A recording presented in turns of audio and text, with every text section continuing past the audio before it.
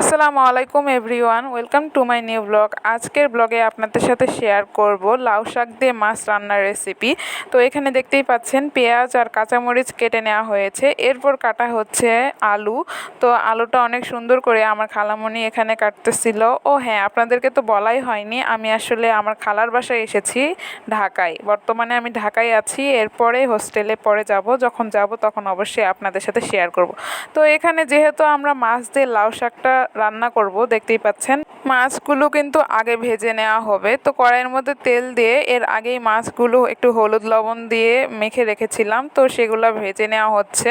আর এই যে সুন্দর করে মাছগুলো এপিট ওপিট করে ভেজে নেওয়া হবে। এরপর মাছগুলো ভাজা হয়ে গেলে আরেকটা কড়াইয়ে আমরা তেল দেব, আর তেলটা গরম হয়ে গেলে এরপরে এখানে দিয়ে দেওয়া হচ্ছে পেঁয়াজ আর কাঁচামরিচ, যেগুলো আমরা আগেই কেটে রেখেছিলাম।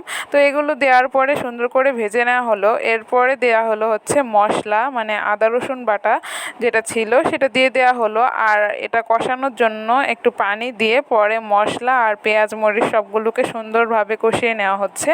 এরপরে এর মধ্যে দিয়ে দিতে হবে লবণ, একটু মরিচ গুঁড়ো আর একটু হলুদ গুঁড়ো দেওয়া হলো। তো দিয়ে সবগুলো সুন্দরভাবে আবার কষিয়ে নেওয়া হবে, হলুদ মরিচ পেঁয়াজ আর বাকি সব কিছু।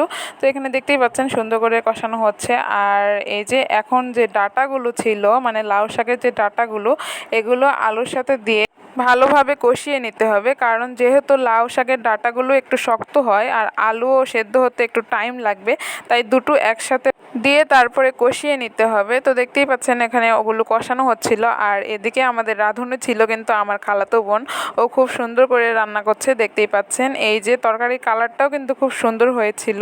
আর এগুলো একটু সেদ্ধ করে নেওয়ার জন্য এখানে একটু পানি দেওয়া হয়েছিল। আর আমরা বাহিরের ভিউও একটু এনজয় করতেছিলাম, আর এখানে রান্নাবান্নাও চলতেছিল। তো যাই হোক, এরপরে দিয়ে দেওয়া হলো শাকগুলো, মানে আলু আর যে শাকের ডাঁটাগুলো ছিল এগুলো একটু ভালো মতো সেদ্ধ হয়ে আসলে এরপরে দিয়ে দিতে হবে শাক। আর শাক দেওয়ার পরে সব কিছু সুন্দর করে মিক্স করে নিতে হবে।